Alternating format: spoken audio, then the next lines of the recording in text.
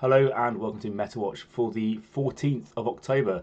A little bit late behind on this, so it's a day late. Apologise for that. I've been away and then I've been ill, so sorry if my voice is a bit off. But the main thing is I'm going to do the standard Metawatch stuff. I'm going to go through the UK events recap, talk about some upcoming UK events, and then go into discussion about the wider meta win rate. Talk about where teams are sort of moving, but focus on a few teams I think is worthy of discussion.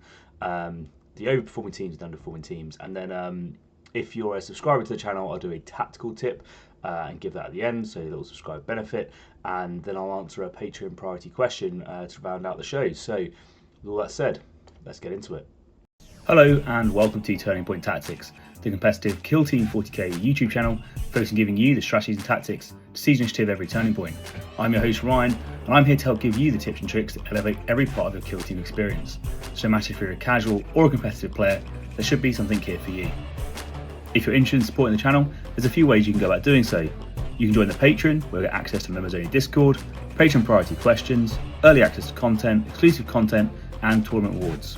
Or if you find yourself buying Killteam goodies or hobby supplies, you can use one of our affiliate links in the description below, or discount codes with Crossfire Games and GG Prints. We're always keen to hear your thoughts and feedback, so don't leave that comment box empty. Let us know what you think. Once again, thanks for your support, and with all that said, let's get into it. Okay, so there's been 3 UK events last week, which I thought I'd just quickly touch on. So there's one in Brighton, one in True North, which I'm not actually sure where it is, but I'll find out for you in a second, and one in Cambridge. So the largest is the Cambridge event, and the other two are slightly smaller events. So the Killteam Brighton event is actually just like a club night event that they've done, which is pretty cool, and kind of a cool way of doing like random club night events if you want to do it, just to be able to get yourself the reps and that sort of thing, understand how to use BCP. So if you're like a local club and you're sending a lot of players out to, say, tournaments and that sort of stuff, but maybe they haven't used BCP before, actually I think it's a really cool way of being able to go, all right, actually, to learn that, you're going to have a club night where you just play 2 rounds, you learn how BCP works, you get some reps in, you understand how to put the scores in, that sort of stuff. So it's quite a clever way of doing that, I think. And Brighton, obviously, we know are on the competitive up at the moment. So they were running this one on Tuesday, and as you can see, 8 players or seven players played. And congratulations to the 2 undefeated players. So Kieran Leeks and Luke Henson, both running Canoptek Circle. So this is something that I'm gonna come on to talk about, because this team is doing particularly well at the moment. We've seen them doing pretty awesome recently. What I do find amusing about this like group though is that you've got like Canoptek Circle, Deathwatch, Deathwatch, Novitiates, Raveners. So like a pretty big skew towards these new teams. They're clearly getting the reps in. But yeah, so I'm not going to linger too much on Canoptek Circle now. I'm just going to say congratulations to these two for their good performances. I guess the one thing to note is obviously a really strong score of 20 for Kieran in his second game there, so almost maxing out, which is great to see. And then I'm going to go talk about the True North Killteam tournament. It's a 3-round event, only 6 players, but a 3-round event. I'll quickly just double check. So it's in Newcastle.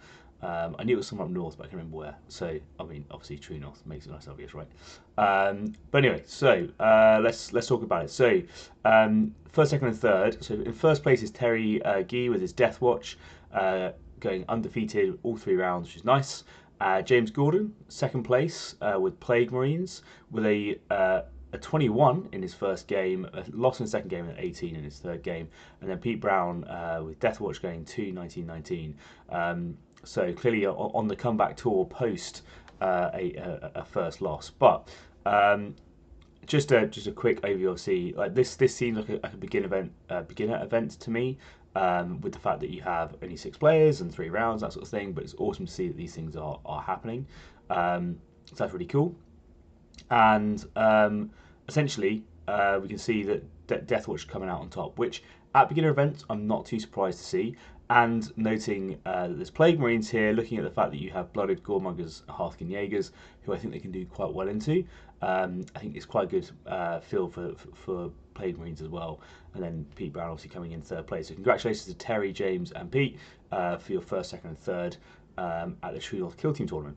And then the big event that happened over the weekend is actually the the Cambridge Killteam event, the Orktoberfest, which was a 4-round event, 44 players. So this is the big one, and there was 3 undefeated players at the end of it, and we'll just talk through those 3. So firstly, let's talk about Tom Shaw. So we've talked about Tom a couple of times on here, and he has pretty much consistently been running Nemesis Claw, and they, I think, in my opinion, quite like the new meta in a sense. Like, so Nemesis Claw to me are pretty good into hunting like other elite teams like Deathwatch. The reason is that they have access to a lot of the tools to be able to counter what Deathwatch do quite effectively, and with the ability to skip an activation, and the ability to Vox Scream, they're really good at being able to like control the initiative of the game, control the pace of the game,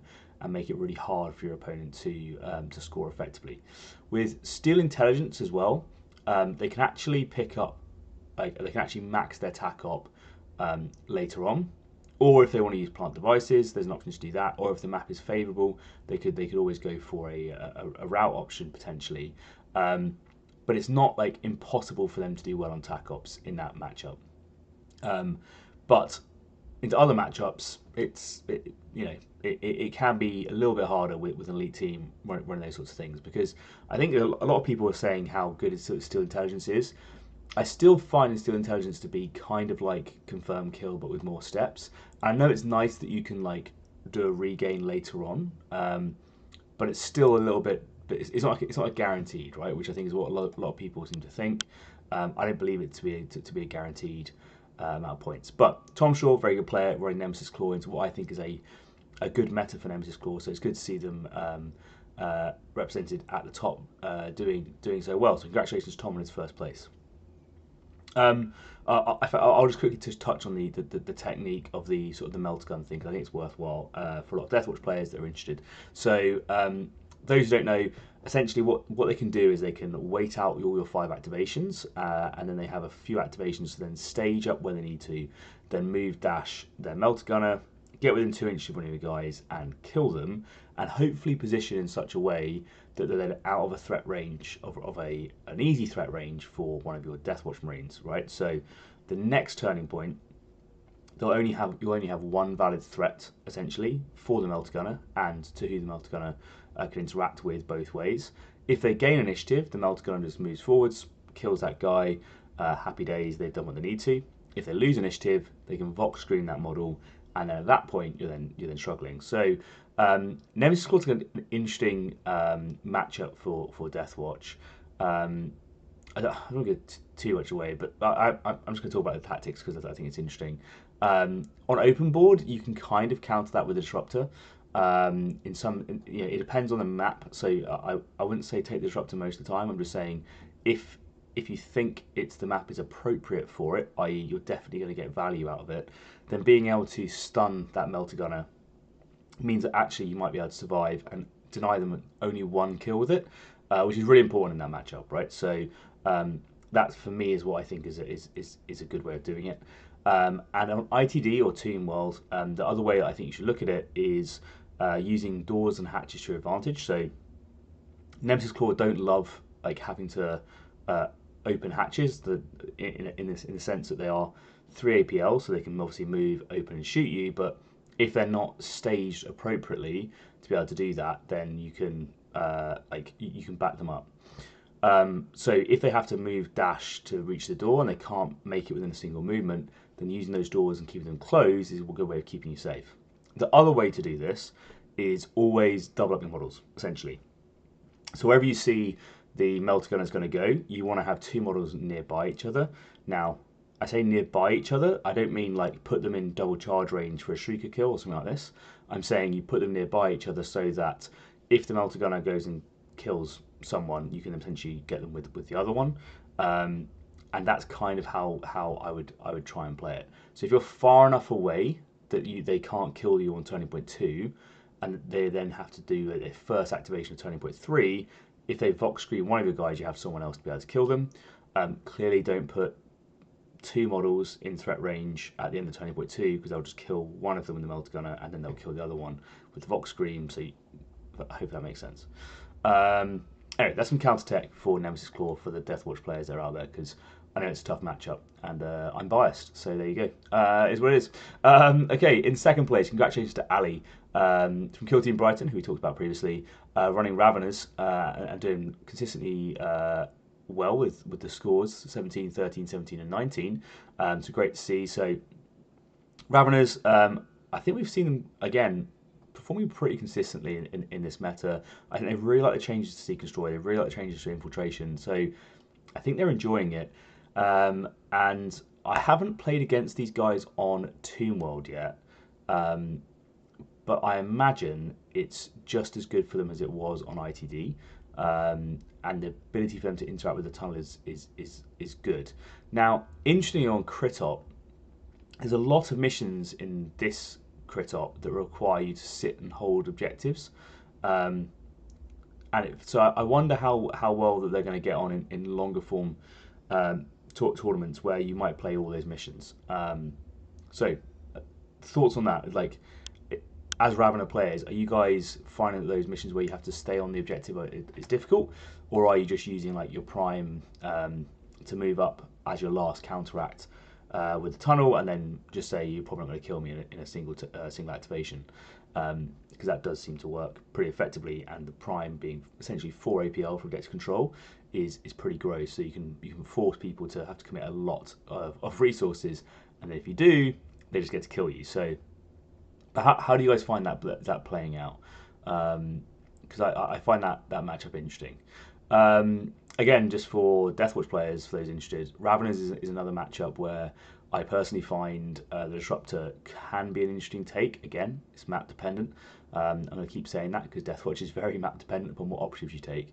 But if you can watch their tunnel with the Disruptor, it really stops them being able to do their Writhe into sight mechanic, which is essentially where they do the Writhe out of sight ploy, but they appear at the start of the strategy phase coming out of the tunnel, and that lets them then do a long distance charge into one of your Marines, kill them, and potentially kill 2 Marines, which is pretty gross, particularly if they're doing it into your back lines where you don't have the damage reduction in your territory and that sort of thing. So having a Disruptor there can be really good for that, because if they do that technique, then you can hold onto that strategic gambit to be able to do the Disrupt, delay them by D6 activations, and then suddenly they now have a very valuable model that's just, sitting potentially till their last activation, or enough activation you can do some serious damage to them. So that's a technique that I find useful against Raveners. As I said, it is map dependent. If you're on ITD and you can't cover the tunnel, don't be taking the Disruptor. He doesn't have the damage output. But congratulations to Ali for doing so well with your Raveners. In third place, Jack Manzi from Norwich Killteam going 4-0 with his Blades of Khaine. So now, interestingly here, this is the thing that I will just quickly touch on, is if we look at the scores, 19, 15, 20 and 19, a really consistent set of scores here, doing like the best on VP. So I'm going to assume that the main thing here is going to be opponent win percentage as the primary tiebreaker. So you can see here that'll be why. So essentially, for those who don't know, opponent win percentage is who you have been paired against during the tournament, how well they do. It gives you an average at the end, and therefore it then means that you can figure out like who had the harder path to victory, essentially. So Tom has played harder opponents, or opponents have then gone on to receive more wins. And I know, for instance, Gary, I know Owen are both very good players. I haven't met Maximilian, I don't think, but I assume all of them have done pretty well in the event, and therefore, as a result, he has a higher win percentage and has won the event. I will come back and talk about Blades of Khaine. I just wanted to have a little bit of ramble about win percentage and that sort of stuff. So, for tournament organisers that are out there and they're trying to figure out what pairing mechanic is best, I personally I am a fan of opponent win percentage as a placement mechanic. So there's two things in a tournament, right? So you have your placings, so the tiebreakers, i.e. when you finish the tournament where you end up, and obviously the first tiebreaker is almost always going to be your tournament points, which is your number of wins versus draws versus losses, right? So that's pretty standard. I think no one wants to go crazy with that. And then after that, it becomes a bit of like a how independent people want to do it. The recommendation is essentially you do opponent win percentage because, like, let's say, and again, I don't know who these people are. Well, actually, I do know Paolo, but potentially Jack had an easier path to victory here because these opponents maybe didn't do as well or weren't as experienced or whatever it is, or had bad dice for the rest of the day. Who knows what the reason was, but for whatever reason, they had a lower average opponent win percentage than the others, and therefore that's why he's lost out on his tiebreaker position. Now, the key bit that I think as a community you probably want to align and understand is matching the pairing mechanics to the placement mechanics that you use. So for me, this is where I think we can probably do a little bit better, and I'll explain why. Let's say, so the other option, by the way, for a lot of people do is total VP scored. So in this instance, if we were to open these up, tournament points is the first one, that's your number of wins. Opponent win percentage is the second one. Victory points is the number of victory points, and completed kill ops is the last tiebreaker. So hypothetically, if your tournament ran victory points as the primary tiebreaker above opponent win percentage, then you'd actually see this reversed, right? So Jack would come first, then it would be Ali, then it would be Tom, right? But clearly, if you've had a harder game, i.e. you're playing much better opponents, they're going to be denying you as much as possible VP, and therefore, let's say that you had a tournament which you played, you know, Dan Barton, Bart, Guy Barton, Sirkan, Nick Collins, you know, whatever. You've had like an absolute like ringer where you played, and like I didn't say Barton there. You played all like the best players in the UK, and they've all taken you to like, you know, you win by 1 point. Maybe you get 10, they get 9. Clearly, you've had like a monumental like a tournament experience, right? And maybe your opponent win percentage at the end is like 75% or greater because they've won all their other games, and you're the only person that won. Now, clearly, if you were doing that and someone else was out there clubbing seals, they're going to end up with more victory points because maybe they went 21 on all their games, and therefore, as a result, you do well. So that's why I think opponent win percentage is really good, because it then rewards you for having had those difficult games.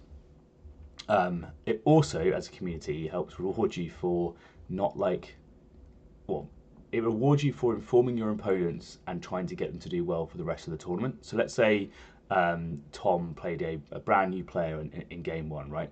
And he smashed him, oh, he got 13 points, but let's say he smashed him 13-1, right? He is invested in teaching that new player for the rest of the tournament, like how to improve and giving them good feedback, because if that player then wins all the rest of their games and the opponent game win percentage is your primary determiner, then you're invested as a competitive player in them winning more games, right? If you want to come first. So you're better off doing so. And also, because victory points are a lower priority, you don't necessarily have to be quite as brutal in your game. So you don't necessarily have to table them and score 21 because you know that opponent win percentage is more important. So maybe you can teach them and get them to be more engaged and mean that they have a better tournament going forwards, so that you are rewarded for that, right? So that's why I think opponent win percentage is better than VP. I appreciate this is like a massive rabbit hole, but I just think it's an interesting discussion.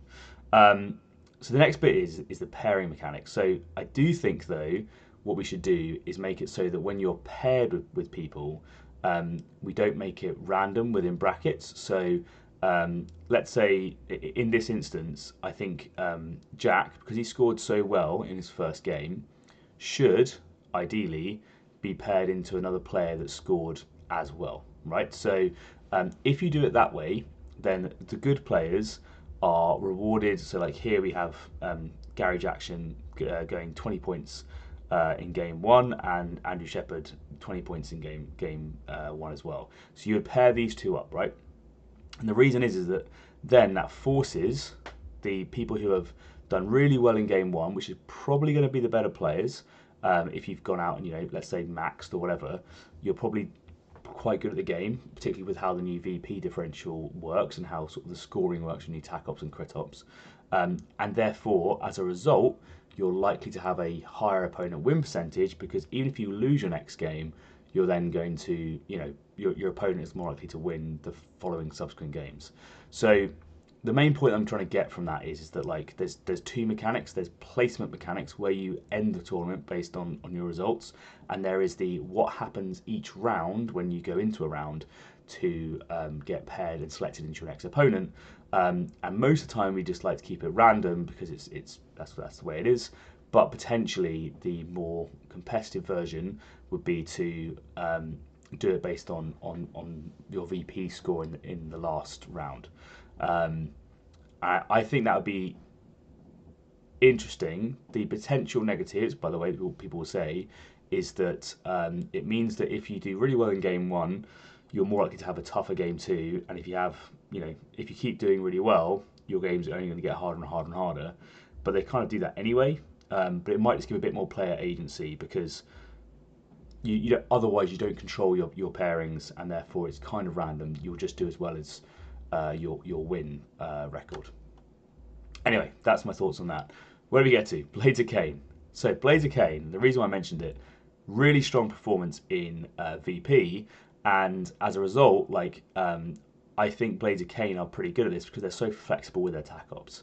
So I think they could be a great tournament option if you were doing that kind of mentality. So teams that can just adapt their attack ops to that environment based on that pairing mechanic would be really interesting, which is why I think it's important for TOs to share their pairing mechanics, because if you know you're a team that can't necessarily score very well, then maybe you're going to mix up your team and go, actually I don't want to do that because I don't think I would do very well on my attack ops all day, and the primary tiebreaker for placement is going to be VP, therefore I won't take this team. I'll take the team like Blades of Khaine, where I know that I have that flexibility to change into security based on the map or my opponent, or maybe it's based on the mission. I know that I want to be able to do retrieval or something like this, right? So whatever it is, it gives you that player agency.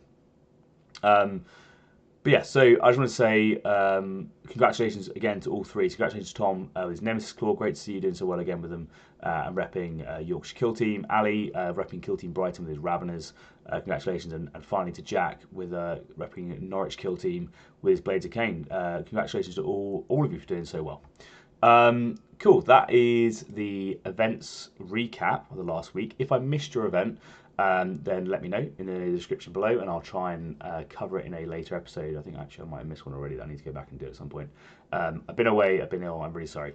Anyway, I'll just go through and talk about some of the upcoming events because I think it's really important. So, for those who don't know, there's now a community-run website which shows all the UK events.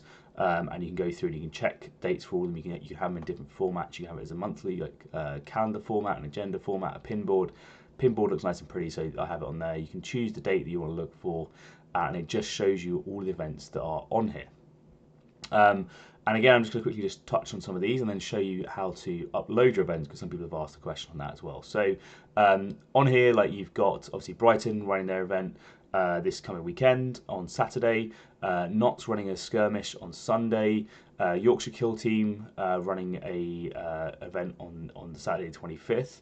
Rolling Zeros, which is a London-based club, rolling an invitational on the 25th as well. Norwich Killteam on the 8th running some stuff. Killteam 3, up in Edinburgh being run. The International Team Tournament on the 15th November, going through some stuff as well. And then interestingly, this is kind of at this point when the classified rotation happens. So these ones afterwards, it would be interesting to know if they're going to be classified or declassified. But the Curtain Kill Team is down in the southwest, so it's called C. Obviously, another Yorkshire Kill Team event, some more Rolling Zeros events, and all that sort of stuff as well. So some awesome stuff all on here. Now, the bit I'm going to just talk through is if you're a TO or your local community, you see that your event isn't listed on this, and you want to try and get more people involved, which is what this is all about, right? We're trying to get more people out to Kill Team events and just grow the community in general. You can submit event, right? So if you follow this link, it will just take you through to this form. And all you have to do if you're wanting to submit an event is just fill in a box, add your image, put your event description, all that sort of stuff, put your location of the event, and send it off, and then it will be added to this list, which I think is a really easy, good way to be able to get it on. like as TOs, I think it's a massive way to be able to hopefully advertise your event, get more people involved, and get us basically as a community just getting more people playing more Killteam more often, which I think is absolutely what we want to do. And note that there's so many of these events like beginner friendly, right? So that's what we're all about. Killteam is not the sort of massive die-hard sweaty mess that you might think it is. I promise you, like you can go to these events, you'll have an absolute blast. There's such a friendly community, and that's what we want, right? So if you're on the fence and you're not too sure, maybe you've seen one of these names here and you go, oh, actually, you know, I am local to Sheffield, or Sheffield is not too far away, or actually there's something in the southwest. I didn't realise there was something there, or you know, or Edinburgh, whatever it is, right? Hopefully you can see an event that you go, that's not too far away. Just dip your toe, like you know. Like reach out, like go to here. You can if you click on one of these events, it will take you through to the BCP if it's got a BCP page attached to it, and you can then find the details for the TO or whatever else, all the information about the event, and you can register and pay. So it's that simple. That's kind of what we're trying to do, is make it as easy as possible for people to get access to Killteam tournaments, because hopefully in future we'll just see a continuous growth of Killteam, which is what we're all about. And I promise you, you'll have fun. I can't give you a money back guarantee because I don't run the events, but maybe your TO can. Ask them, resend them an email and see what they do.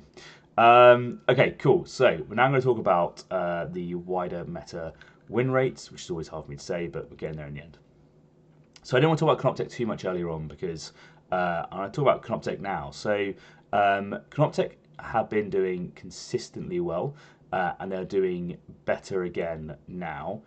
So they're up to a 64% win rate, which is pretty impressive, and their games are skyrocketing. So a lot of people, I think, when this box set came out, said Deathwatch are going to be insanely popular, but I don't think a lot of people would have thought Canoptek would have been as popular as they have been. Now, don't get me wrong, like 600 games of Deathwatch is a lot of games, and clearly these guys are only on 400, so there's 30% more games being played of Deathwatch.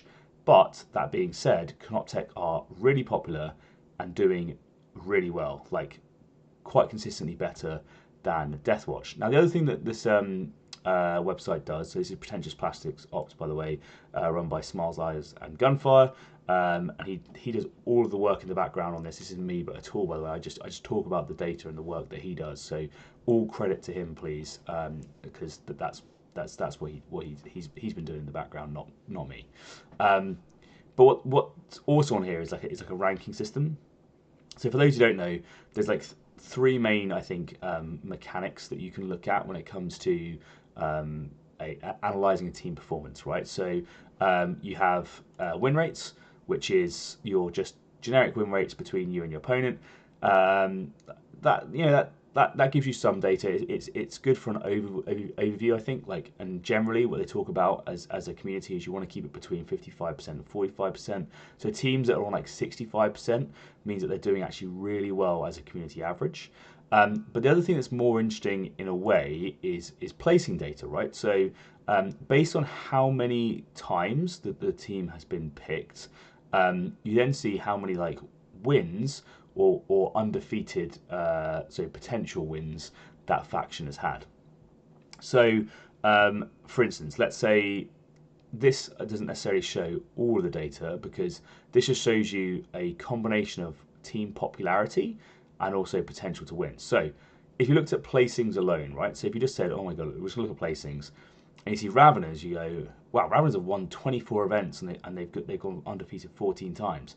They must be the most broken team ever, right? Because they have the biggest bar. Well, not quite, because what you need to look at is how many times this team has been picked, and therefore what is the percentage of this, like the picks to achieving these results. And that's essentially what rankings does. So on here, you can combine the win rate, the placing rate, which is how likely you are, and it kind of explains all this sort of here, like how likely you are to place well at an event based on the pick rate, and then how popular the faction is. So Canoptek are doing exceptionally well at the moment based on win rate and based on their placing rate. So what this means is like, so here is the average is about 12.5%. Is that if these two are high, your team is a stronger team on average than others. Now, interestingly, so let's say you look at Deathwatch, they have a high win rate above 55%, but only a strong placing rate. So therefore, they're winning less events or placing less well than Canoptek are. And teams like, for instance, Hierotech Circle have actually a quite low placing rate. Now, what I will say about this is there's usually a combination of factors here. So I think Hierotech, for instance, are a strong team. But the placing rate, and this can be said the same about Blades of Khaine, right? The placing rate is quite low, which I think also shows that they are a complicated team. So, like Deathwatch, I would expect to have a higher placing rate than, say, Hierotech and Blades of Khaine, even though I think if you were to play Deathwatch versus Hierotech, I think it's probably a Hierotech favoured match. Blades of Khaine versus Deathwatch, I'm not too sure on. I think it's probably favoured for Blades of Khaine, maybe not. Unsure on that one. But point being is, because these teams are so complicated, if you're a beginner, it's very difficult just to pick up the team and go and run with it, because the team's harder, right? So you would expect these easier to play teams, and I think, for instance, Void Dancer, I think, is an easier to play team, to have a higher placing rate. And then so the combination of your win rate and your placing rate gives you like an overview of what the overall performance and strength of the team. And in here it's given as a tier listing, and clearly these are the sort of the A tier teams that have a either strong win rate or strong placing rate, and then Canoptek have sort of essentially both, and therefore that's why they're an S tier team. So based on stats, and depends how you want to do it. If you were to do a tier list, you could go, yep, Canoptek are the S tier teams. These are all your A tier teams. These are all your B tier teams, C tier, etc., all the way down to your E tier teams, which is your Deathcore, Kazakh, and your Pathfinders. But I just want to talk through that because I thought it was interesting. The other bit I think is interesting when it comes to talking about Canoptek is I would have thought and said that Canoptek are a hard team to play.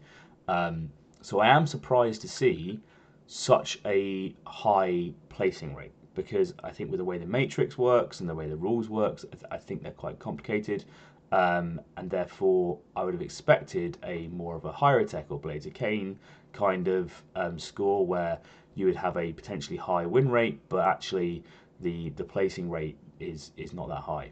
So to me, this says that this is by far the strongest team in the game, because they are winning the majority of the matches, and they are placing really well at events, so they're winning events quite consistently based on the meta that we are in. So against these other teams that they go against quite regularly, this team is winning more than not, and they are winning the events more than not as well. So they are going undefeated more often, and in whatever tiebreakers doing better as well. So I think, like, if you were to look at these teams, and again, I'm not a massive fan of nerfs. I want to see buffs personally. I talked about it last week, but I do think Canoptek need a nerf, and then it would be these sorts of teams that I would say are teams that you could nerf. I think you should nerf Canoptek, and then I'd actually then start looking to see, like, at the C grade, like these ones down here. These are the teams that I think should be receiving buffs, right? So I think, like, definitely these guys definitely need buffs. These guys should probably receive buffs, and there's teams are in there that'd be really interesting to see how they buff them, like Goremongers, for example, because they are, like, as we said, quite polarizing, and I think that they really struggle in this particular meta. So you have to be careful how you do it, because they're winning quite a few of their games, but they're not winning tournaments, and I think that's because they do really poorly into, say, elites, right? Like, say, into Deathwatch, for instance, which I think is a really popular team at the moment. I think Goremongers really struggle. So I'm not surprised to see this, right?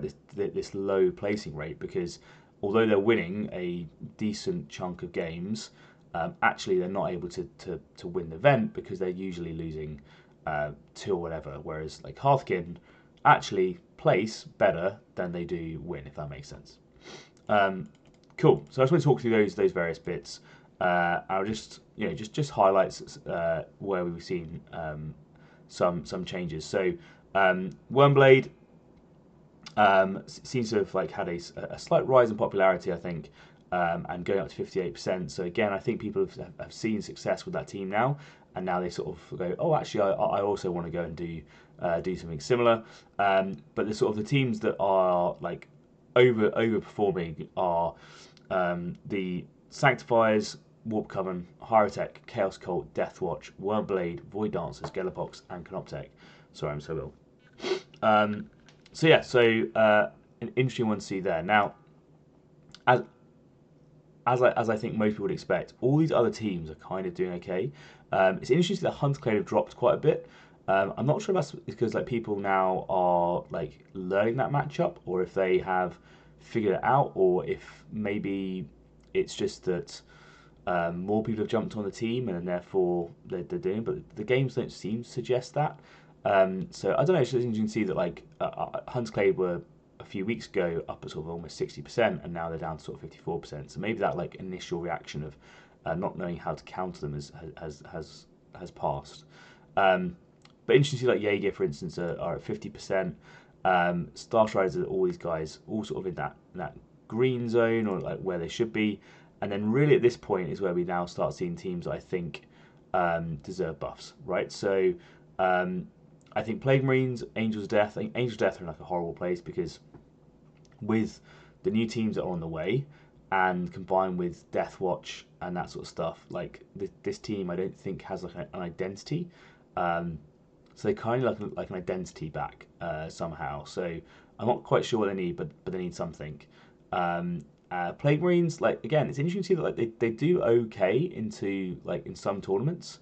So if we look at the placing data, Plague Marines are still winning stuff. Like, but based on their number of players, it's maybe not too crazy. Where are they in the overall placings? If we find Plague Marines, so an average sort of placing rate, but slightly weak. So I don't know. Maybe they don't need a buff, but I think they could get one. Whereas the rest of these teams, I think definitely should. Like 7% on placings, like that's just horrible. And this is maybe a more interesting way of looking at it. Like if this score is low, then I think they definitely need a buff. And this actually is really interesting. So Scouts, 2.82%. They have a huge player base, and they're just not winning anything. Like that right there must be telling you this team needs a buff. Like this team needs something based on the current meta. So clearly, like probably into about 40% of the meta, they're okay. Into the other 60%, they're just not able to get through it, and therefore that's why this is so low, in my opinion. I mean, Kazakin are winning more tournaments than Scouts. That's crazy, right? Like that's crazy to me. Anyway, this has been a bit of a rambly one. I apologise. As I said, I'm a little bit tired. So that is the overall win rates. I sort of just wanted to talk through some of the other data that's available here because I think it's interesting. And you can now see how I think I'm thinking about where teams should be placed. I'm trying to get ready for like a tier list video. It won't just be based on stats. It will be based on a combination of stats and my sort of perception of the meta, because I think that's important. And I'll try and talk through those various bits. But what do you guys think of this? Like, what out of these various things, what do you think is the most important metric? Is it just how many tournaments, how many things you're winning?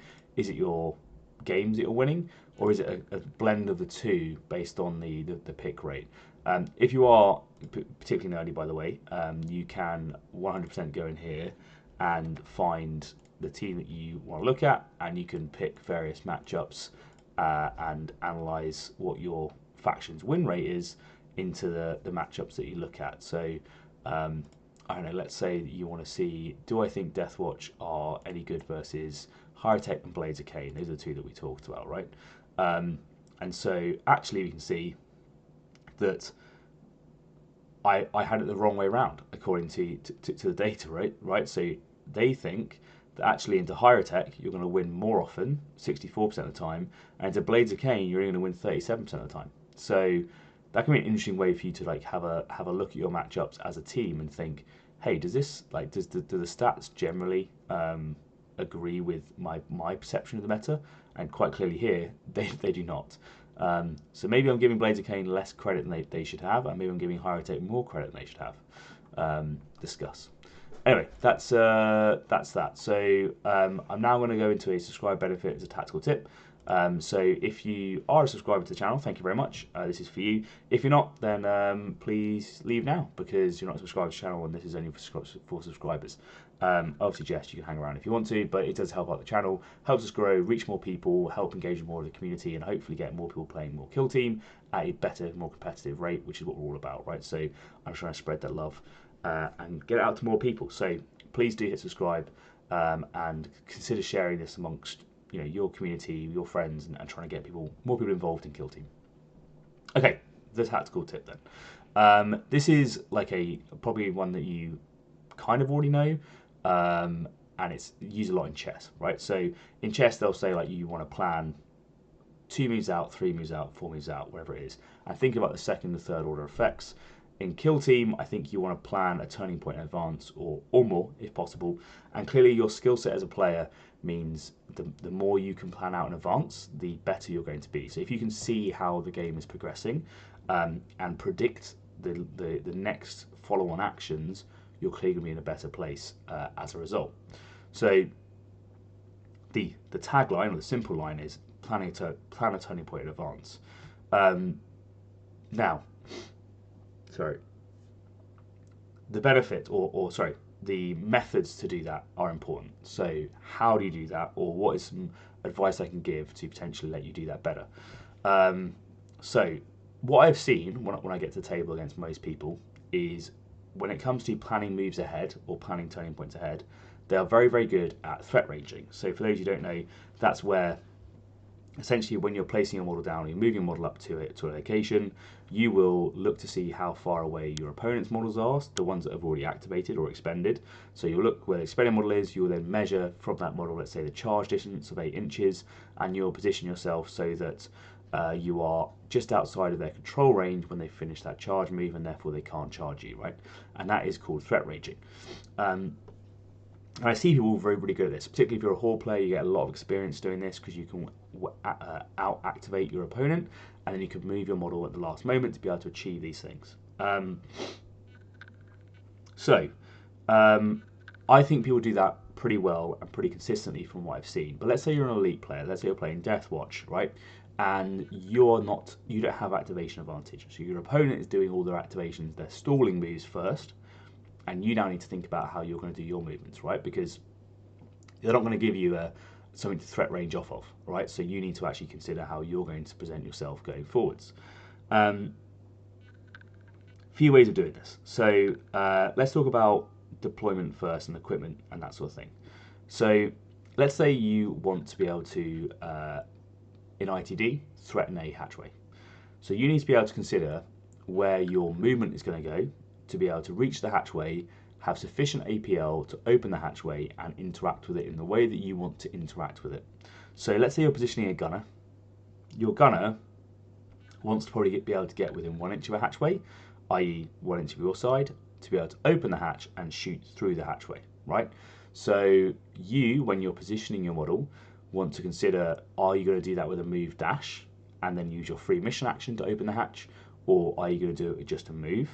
And therefore you need to be 3 inches closer forwards, or are you going to are you a melee model and actually you want a hatchway fight, so you need to be able to do a move to be able to reach the door and have your base touch that hatchway itself to be able to open the door, right?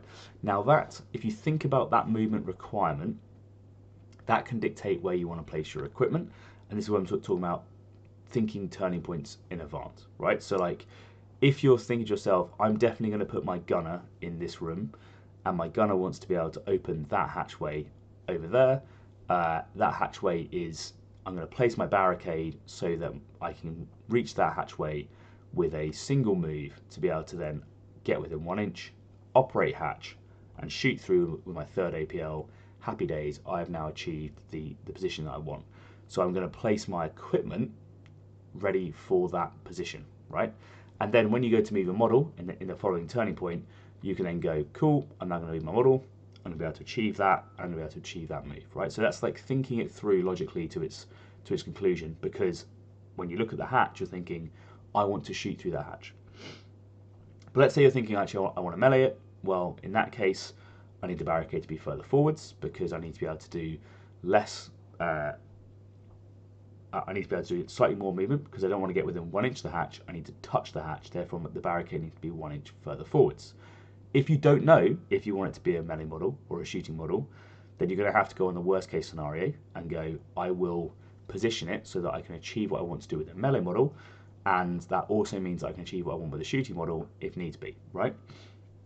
So that's a logic going through your mind of like, I definitely know it's going to be it's definitely going to be the Aegis. Okay, if it's the Aegis, I want to do melee, I need to be this far away. Or it's definitely going to be the Aegis, but based on that room, I know that I need to be far enough back. Therefore, I need to use my service goal for the free mission action, and therefore I must be now even further away, right? These are sorts of things that you want to be thinking about as you're planning, right? So I'm going to use a move and a dash to be able to reach and touch the door. Now also on ITD they have guard, right? So the other thing that you can consider is, can you, with your movement, get to a location of cover, which means that you can't be stopped by guard, right? So, and that just means that you're in cover from where the likely guard positions are. So if you can do that move, so you're in cover, and then you can dash the accurate position that you want, then you're in a good place, right? So that's another thing to think about, because then that's like going through the motions, right? So if you put it so it's like really far into the room, but it's now a move and a dash for you to be able to reach it, then your opponent can just open the door on the far side, go on guard. Well, now you're in a situation where you're like, oh, okay, well now I have to commit to a smoke grenade or something like this to be able to avoid being killed instantly by this weapon. So something like that is the way I'm thinking about it. So it's that thinking ahead in stages, which I think is important. Other examples of how to do this. Let's say you're doing a TP1 positioning. Your opponent hasn't moved anything yet, and you're trying to figure out, right, okay, I need to move up, I need to select where I want to be. Think about like what tac ops are you trying to achieve, what crit ops you need to achieve. Like, are you going straight onto the objectives? Are you waiting? I talk about in the crit op video, like the tempo of the game, if you need to build an objective straight away or not, and the tempo of the tac ops is also important. So consider those two things. Like, if you're playing route, for instance, well, I know that I need to be able to move up. So the main thing for my model's placement is probably going to be that I can actually reach the route line, right? So if I'm not far enough forward to be able to reach the route line, then I'm not scoring it that turn, and I know that for route I need to score it each turn, right? So that's where you're starting to plan further ahead, where you go, okay, my movement in TP1 is directed by what I need to achieve on TP2, and a lot of the time that might just be, yeah, I'm playing a slow game, so I'm gonna be able to reach the center objective, but I'm gonna be far enough back that I can just about reach it. And I talked about that in a positioning guide previously, where you can do those things, but maybe it's defensive features or whatever it's going to be. But the thing that you want to consider is crit ops, tac ops, defensive features, and any other sort of specific to your faction requirements. Potentially it's getting angles on where your opponent's going to be. So another good thing to do is consider like the various breaking lines that you need. So if you do a move dash, do you break the 90-degree horizontal on a key heavy feature in the middle, for instance? If so, that might deny that staging point to your opponent, because they know that even though there isn't someone there now, if they did move someone there, you would be able to move up and kill them next turn, and that achieves the outcome that you want. So that's kind of like some examples of how you can plan a turning point in advance. But maybe you have more specific examples yourself. Throw them in the comments box, right? Like, share that love. How do you guys think a turning point in advance? What's going through your mind to make you go, actually, yeah, in this instance, I'm going to do this or this to make sure that I am thinking a turning point ahead, or maybe Are you thinking 2 turning points ahead or 3 turning points ahead, and how are you doing that? Like, for most time, for the way a lot of the TAC ops work, things like Envoy, you need to think, 3 turning points ahead, because you need to think, okay, who is my Envoy this turning point, who's my Envoy next turning point, and who's my Envoy in turning point 4, and where are they going to position so that they're safe, and how I'm going to make that work. Cool. That was a tactical tip. Sorry, I'm ill. I apologise for that. Hopefully it goes away soon, because I promise you it's annoying me more than it's annoying you. And I'm going to talk about the Patreon priority question now. But if that was useful and you enjoyed that tactical tip and you think, actually I got something from that, then please give us a like. And as I said, share it with your friends. Okay, finally, ending on the Patreon priority question. So for those who don't know, I run a Patreon. It's just like £3 a month, essentially, to join. It gives you access to Discord and that sort of thing. And it's got a great community on there where you can ask questions. And I post videos ahead of time, and I post additional content and that sort of stuff.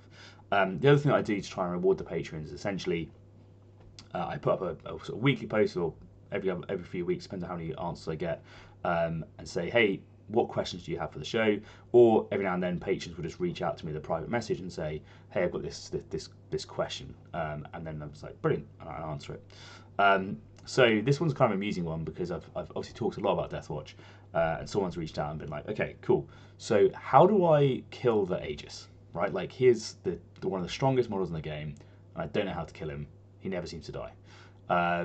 And so I'm going to answer that, which is, I know is giving away the game. I'm telling people how to kill one of my models, but I think it's important because clearly a lot of people are struggling with killing the Aegis, and I sort of understand why. So, firstly, let's think about the stats of the Aegis and that sort of thing. So, for those who don't know, the Aegis has 2-up save. They reduce piercing by 1, so piercing 1 becomes 0 and disregarded, and piercing 2 becomes piercing 1. They are 15 wounds. They can heal D3 wounds when they activate if you have that equipment, and if they are on the center line, if they are within your territory, they can be -1 damage. If they're within their territory, they can get a reroll and defense dice, and those are kind of like defensive stats that you have. So, a lot going on there, right? So, a whole bunch of defensive stats, very hard to kill. Firstly, like, the first question you should probably ask yourself is, do you need to kill the Aegis? Right, like, I think a lot of people get so fixated on killing the Aegis when they maybe don't necessarily need to. Like, he is the tankiest person on that team, but he's not actually the killiest model on that team. He's pretty good in melee. He does have 4/6 shock, stun, or just shock, sorry, and double parry storm shield. So he's good in melee, but like, he only has a bolt pistol, maybe with special ammo. But like, if you're not grouped up so he can double fight, he's unlikely to kill multiple models, and he's not that killy most of the time, right? So he will kill certain things quite well, but not loads of things. So people ask, like, how do you kill him? But the first question you should probably ask is, do you need to kill him? Like, is he protecting a banner? Is he scoring dominate points? Like, is he worth the kill and the investment you're about to make to kill him? Or are you just going down a rabbit hole of throwing operative after operative into this guy and waste too much resources to achieve nothing as a result? Which I see a lot of people do a lot of the time, right? So that's the first thing I would say. Like, if you could potentially kill all 4 other operatives on that team first, then you're probably in a better place than killing the guy that is deliberately there to tank your team and force an interaction that's unfavourable for you. That's the first point. But let's say that he's stood on the banner and you only have 2 APL, so you don't want to just contest it. You want to try and kill him or whatever. Or he's got 3 dominate tokens on. You want to try and get those off before he goes. Whatever it is, right? This guy needs to die for whatever reason. So the few things that I'm going to say is, like, consider where he is strongest and where he is weakest.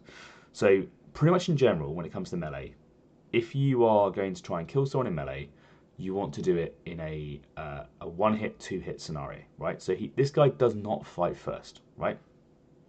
He does parry twice, but he doesn't fight first. So you can always do entry damage to the Aegis if you get a single hit, whatever it is. So that's the first thing that I would say with this, right? So you can do entry damage to him.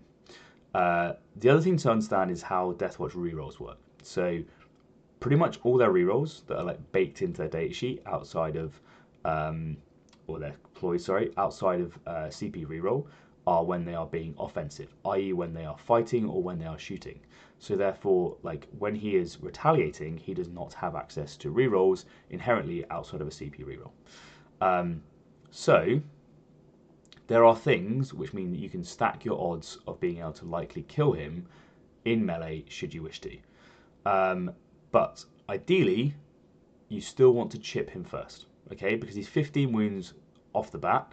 So if you're going to go in and try and kill him as 15 wounds, you have to be very, very good at melee to be able to do that, or have access to some keywords that I'll cover in a second.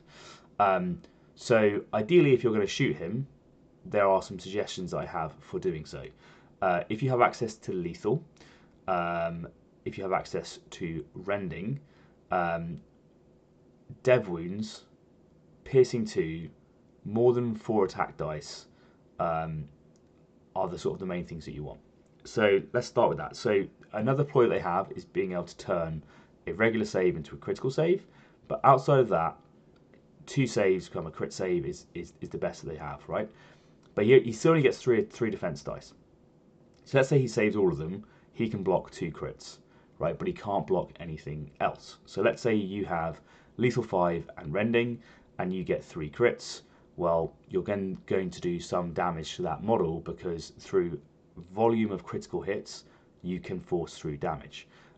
Or let's say you have a gun that rolls 6 dice, whatever it is, you can force through damage because even though he's ignoring piercing, he makes his 3 saves. If you get 6 hits, you're still going to resolve 3 dice, right? So thinking about it in that sort of way is important. If you have a crack grenade, for instance, which is piercing 1 and hitting on 4s, like you're probably not going to do anything with that, right? Because you're going to get 2 hits and he's going to save 3. So that's not going to achieve what you want.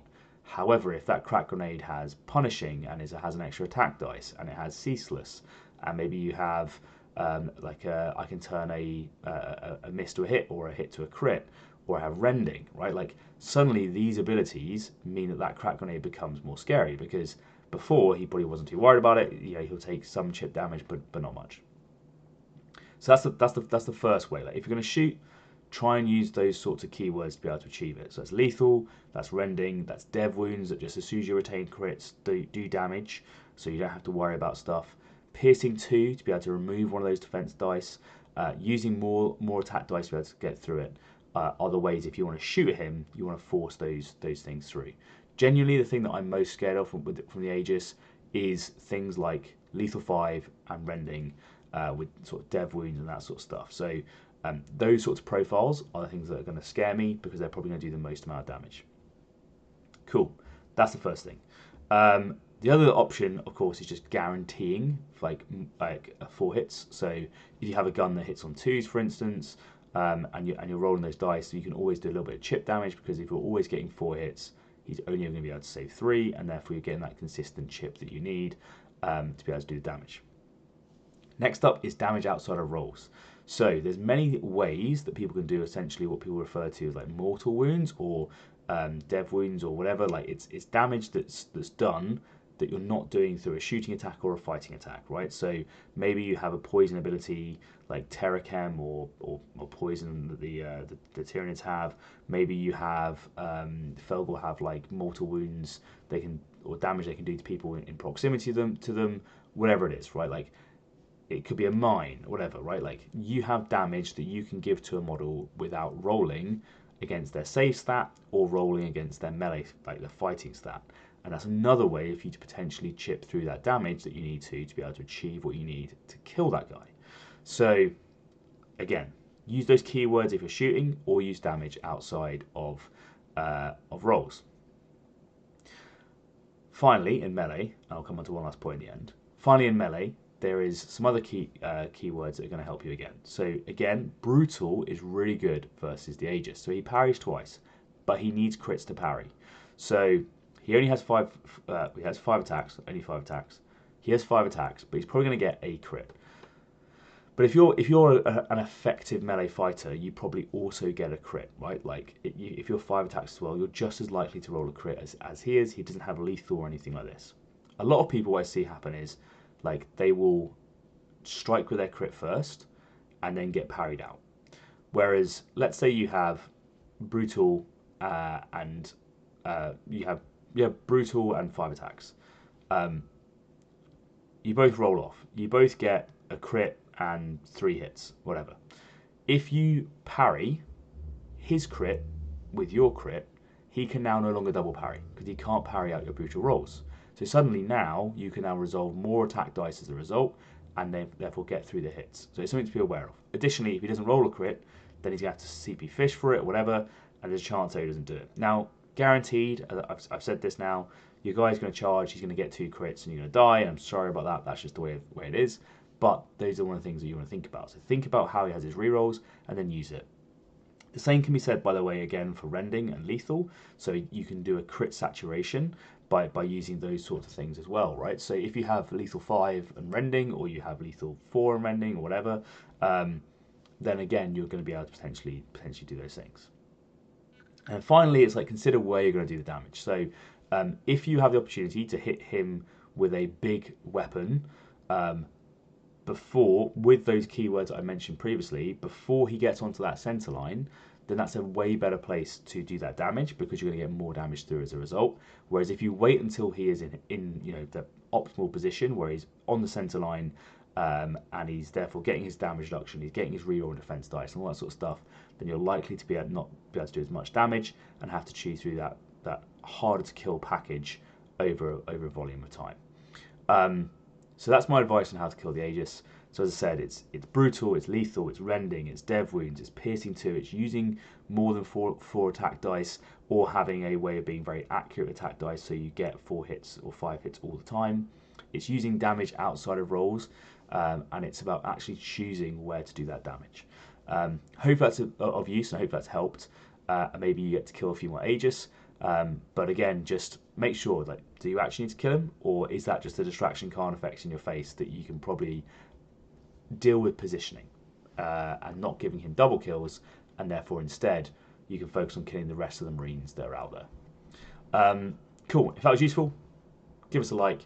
Drop a comment if you agree or disagree, or sort of there's another way that you figured out to be able to kill the Aegis. I think people will be very happy to hear that, and it means that I tell people how to beat Deathwatch as well, not just how to play them. That's going to be the end of the show. Hopefully you found it useful. Again, sorry this is a bit later than normal. I have been ill and I have been away, so I'll try and get back to a regular schedule next week. There's a few bits coming out this week as well.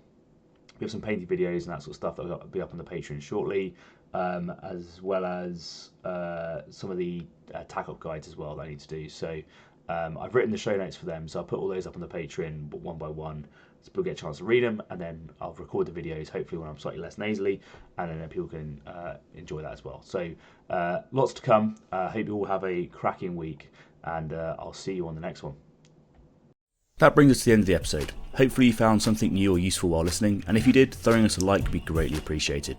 If you want to make sure you don't miss any episodes, make sure you hit that subscribe button and click on the bell so you get notifications as soon as the next one drops. It really is the best way to help a small channel like ours.